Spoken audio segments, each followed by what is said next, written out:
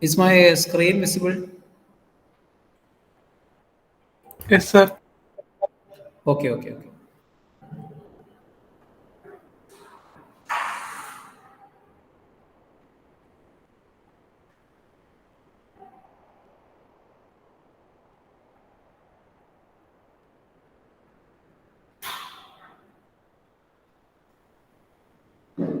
So we were discussing about various tools in lean manufacturing, and we looked at Jidoka automation technique and how does Jidoka helps. Next is just-in-time manufacturing. So you know the technique itself.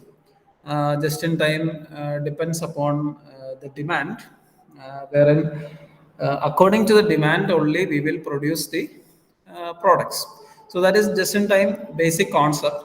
But when coming into lean manufacturing, rather than just-in-time technique, we are utilizing some of the techniques that is implemented in just-in-time. So it is a lean manufacturing is a modified just-in-time technique. So it is a modified just-in-time technique. So how do you do that? So here, instead of what happens in just-in-time is that once order is received, then only manufacturing starts. But when just-in-time in lean manufacturing is implemented or modified just-in-time is created, here we are already creating the products, but only according to the demand. So it is the same concept itself. So one of the main advantages of using just-in-time was that there was no wastages or inventory holding cost was not there. In the same manner, lean manufacturing also doesn't hold any inventory holding cost. So this is because nothing goes to inventory for a longer period of time. It goes to the inventory, but it does not sit for holding it for a longer period of time. In the same sense of a just-in-time type of manufacturing. So that system is implemented exactly, but production can be done earlier, but only according to the demand. So it is done based on the demand only. So if the demand demands about 1,000 products, then 1,000 products will be ready inside the inventory. So that was the demand. Demand was 1,000 products must be gone daily. So already that demand is fixed. 1,000 products is fixed. So the lean manufacturing technique always implements that 1,000 products must always go on a daily basis. So that will be produced per day, maybe consecutive day before or before that event. But it is still being created according to the demand. So that is how just-in-time is implemented in lean manufacturing. So it is basically a modified just-in-time. So it is not completely just-in-time. And also it relies on some of the lean tools. So lean tools such as continuous flow and Jidoka we studied. Then comes the Kanban and standardized work. So these are some of the lean tools. So once we implement these tools inside just-in-time technique, then we will get a modified lean manufacturing technique. Then how is it effective? So it is effective in reducing the inventory level. That is why JIT technique is implemented in LM. So JIT technique is implemented in lean manufacturing because the inventory will be less or it will be zero. That is the main concept of just-in-time, and that is implemented in lean manufacturing. Next, it helps in improving the cash flow. it helps in improving the cash flow. So cash flow in the sense the profit that is incurred will be higher because inventory holding cost is minimized. So we will improve the cash profit that we are earning. Then what does it eliminate? It eliminates overproduction. That is one of the advantages of using this technique. It will reduce overproduction. Then wastage of idle time is also eliminated. So we are just producing the product according per the demand. So idle time is eliminated. Then comes the inventory waste. Inventory waste, such as inventory holding cost. Then inventory, after inventory sits, you have to dispose it after the expiry date. This all comes under the waste of inventory, and this will be eliminated when using just-in-time technique. Next is the Kaizen technique. Kaizen is known as continuous improvement. So, basic principle is like this. You can see first they will identify waste. Okay, identifying the waste.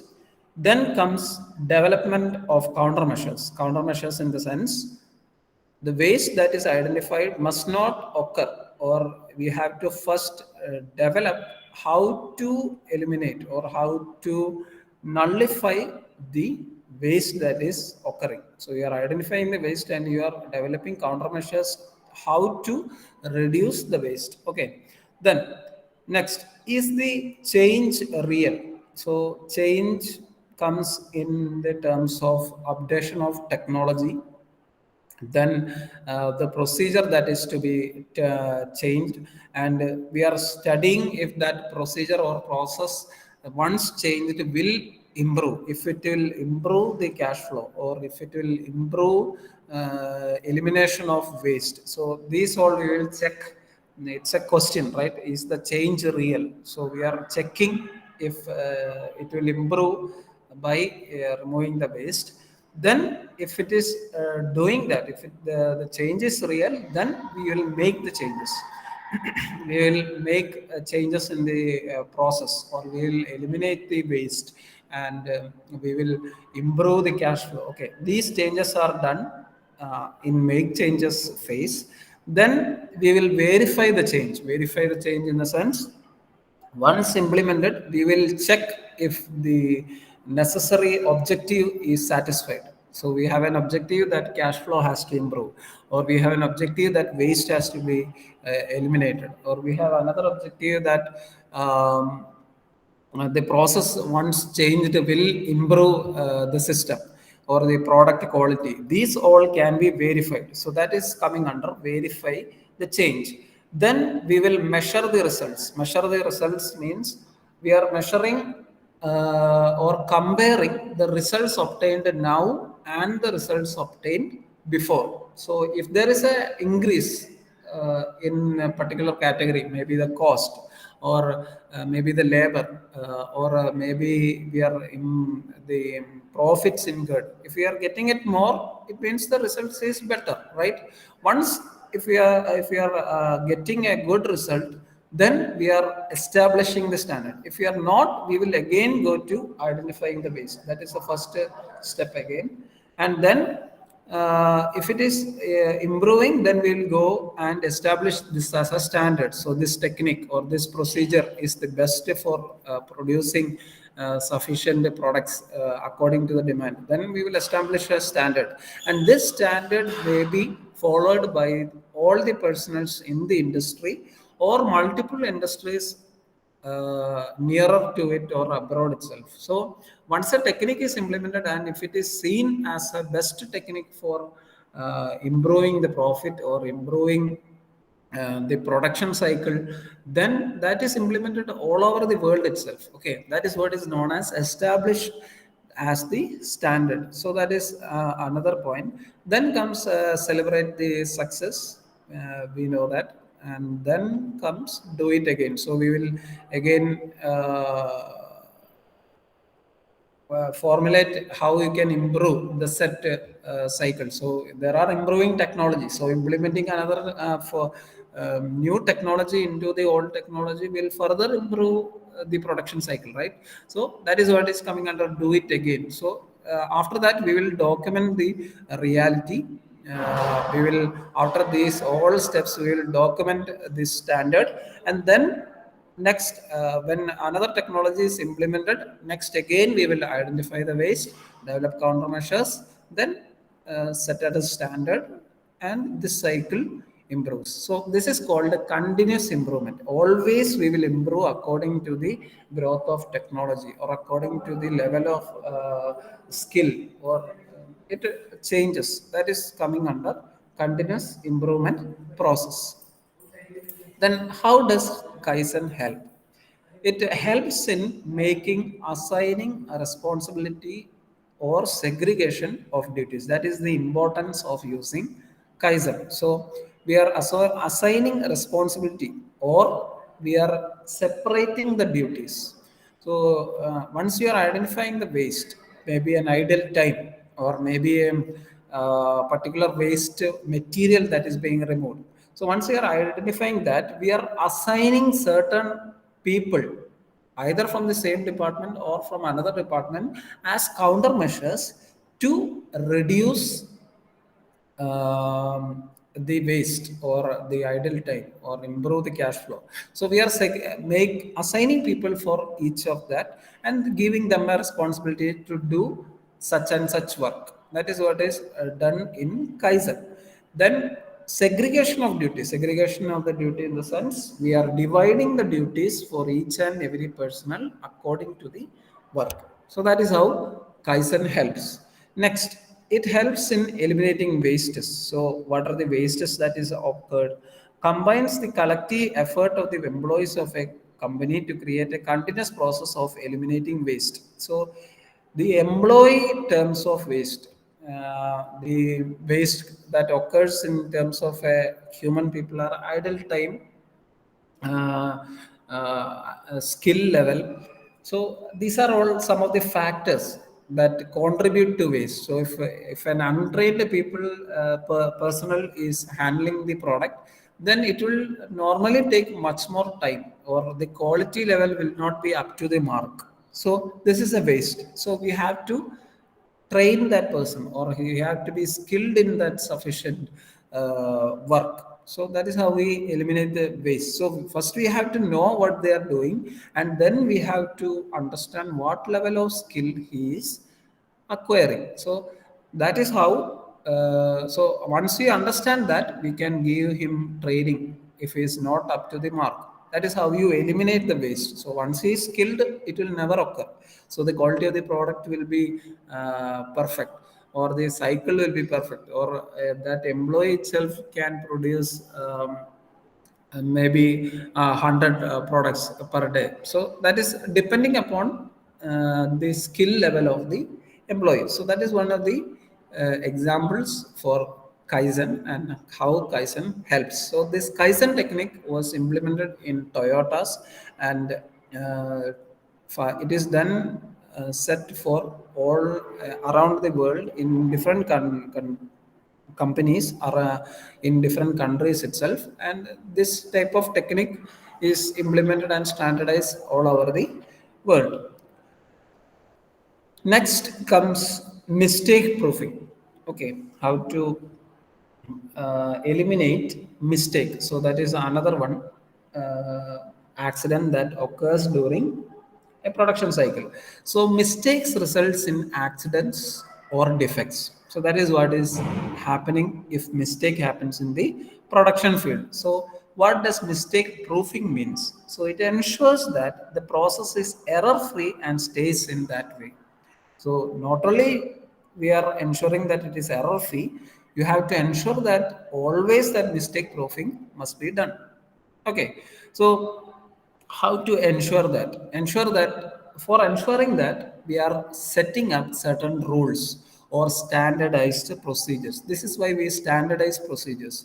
So if you don't have a standardized procedure, if there may be multiple way for completing a set of or completing a product in different steps. So each and every step that has to be done is standardized. So we are saying that first we have to do this and then this, not the other way around. So you can't pick from either of the place. We have to take that standardized procedure itself. So keeping or doing work according to the standardized procedure can minimize the mistake, or it is called mistake proofing. So any mistake that occurs will lead to defect, and a defective product is always considered as a waste because consumer never buys them.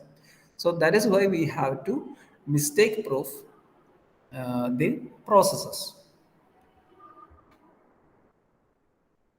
So, how does proofing help? So, it helps in eliminating the waste of defects. So, that is the main waste that occurs if mistakes occur. Okay, and that is another one is accidents, and accidents may result in idle time, etc. Okay, and that is also another waste, but main waste is basically defect. So defects may occur in the finished product, and this defect is undesirable, and we have to eliminate it. And that is how mistake proofing helps in eliminating the waste of defect. So once you are setting up a mistake proofing procedure or a process, then once that is followed according to the standardized procedure, we will eliminate the waste of defect. Next comes, it helps in manufacturing process. How does it helps? It helps in detecting defects in products and prevents their further processing. So we have already studied automation, that is Jidoka, and in automation we saw how the robotic sensor or the robotic equipment detects the defects and stops the cycle so as to remove the defective product. So that is what is coming under detecting defects. So how in the manufacturing process the automated technology detects the defect in products and prevents their further processing. So once a defect is detected, it stops the production, and once the defect is removed, only then production continues. So that is also done under this method, Poka Yoke, or it is called mistake proofing. Next, value stream mapping. So we have already seen what is value stream mapping. We are mapping the departments and these sections that handles the process, and we are validizing. So we are giving value to the value to each and every processes, thereby standardizing procedures for different.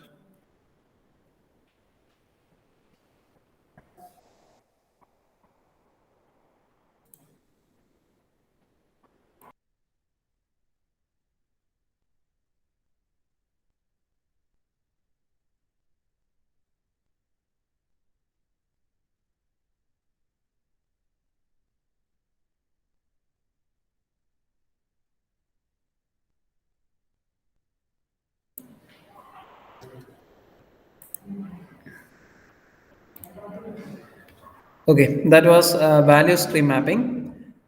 Um, it helps in mapping the flow of the process.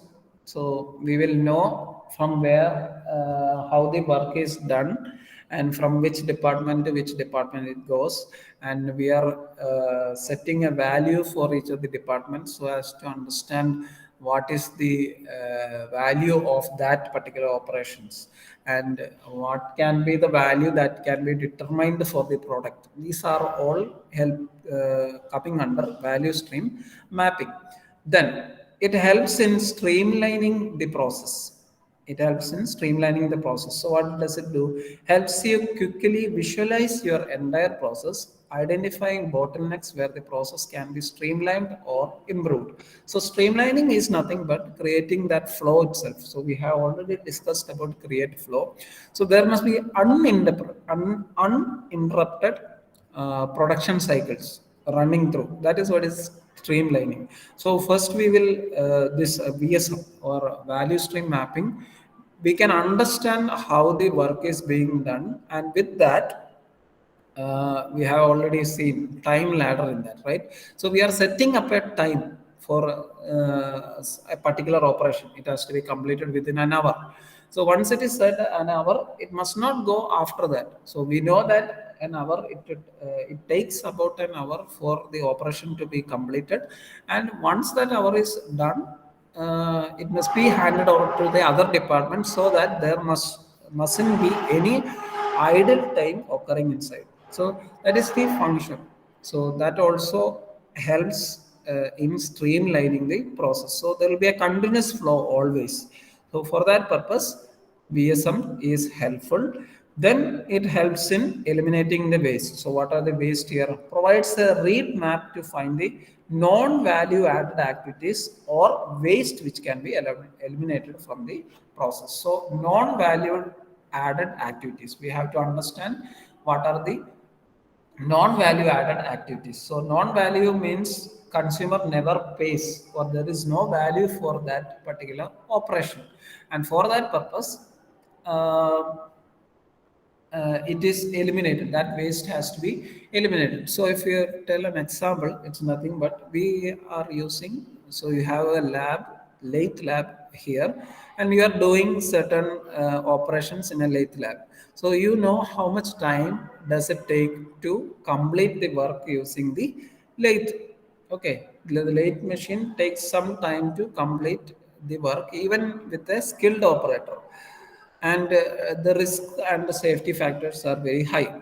But improved technology for that is called as CNC. So there is a machine called CNC. You can search it in the net and find out. So what does CNC do? A CNC can perform each and every operations that lathe does with much faster efficiency and quality.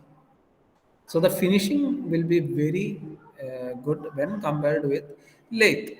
So one thing that eliminates was the time. The time required for a skilled labor to complete a lathe was very higher when compared with the CNC, and that is how it improved or it eliminated the waste there. So once a CNC is implemented, late is termed as then a non-value added activity. So we will get more value for the product because of the finishing of the product and the quality of the product obtained from a CNC. We will get more value from a CNC than from a lathe. So that finished product much which will be having more value in CNC rather than in a lathe. That is what is that is what is VSM helps in identifying such and such manner, and it eliminates the waste in that following. Next is key performance indicators. So, what is key performance indicators? So, basically, three of them are shown here: strategize, measure, innovate, and propagate. So, we will look what it is. So, what is key performance indicators? These are metrics designed to track the progress towards the goals of the organization by assessing, analyzing, and tracking processes. Assessing, analyzing, and tracking processes. So we know in nowadays many types of products are being produced from the industry, and different manufacturing processes are done. Each and every product does not take the same amount of period for production. So a different suppose the production of a bus or a heavy vehicle, it takes some time, right? We have to order the components. Or each and every component must arrive. Once arrived, it has to be assembled. Then we have to perform various operations to clear out various defects. Then after that, we have to finish the equipment. Then only it can be sent to the market. So there are different operations carried out, and these are not carried out in a single day, but it will be carried out in a period of time. Okay, a period of time, maybe days or months or years. It depends. So we are first analyzing or We are assessing how much of the work is done, maybe on a daily basis or maybe on a monthly basis. So, based on how long the work is done, we are assessing how much work is done, what all have been done, what is the time required for that. So these are all key performance indicators. So these are designed, or we know a feedback form, right? So in a feedback form we will be filling various questions, and these questions may uh, involve maybe the operation or the style or the uh, or the products that can be used. So these are all key performance indicators, and these are used so that we can track the processes. So maybe how much day until how much day it can be completed. So these are all dates that can be scheduled ahead based on the completion of the products. So for that purpose, we are having some key performance indicators. So to uh, assign key performance indicators, we first focus on the critical few. So critical few in the sense, if you want to finish a product, first we have to analyze the time it requires. Then we will analyze how much products has to be required to complete the this one. Then comes cost estimation. Then comes holding cost. So these are the critical indicators that first we look at, not sub but critical. Sub or another type of key performance indicators are uh, maybe the work crew, okay, the salary of the work crew, or the quarters of the work crew, the period of time the crew works. Okay, these are all secondary objectives, or these are all secondary KPIs. But the primary are the first one that are known as critical. So some of the we had to focus first on the critical key performance indicators. Next, selected KPIs should drive towards your strategic intent. So maybe our strategic intent may be the completion of product during the month of February. If you are fixing the month of February, it must be completed by February. So this key performance indicators will provide you the basis for the completion of the product. So if you have to complete the product on that particular date, we will be analyzing these key performance indicators for the completion status. So that is why I have told you about the time, the equipment, etc. And the always it should lead to the completion report, or this completion period. Until that completion period, we should be focusing on key performance indicators. Next, key performance indicators are relatable on all levels of the organization. So it is not restricted to one level, but it can be restricted to each and every department of the industry. So supposedly if there is a design department, the design department is given a day or two for completing the design and various analysis.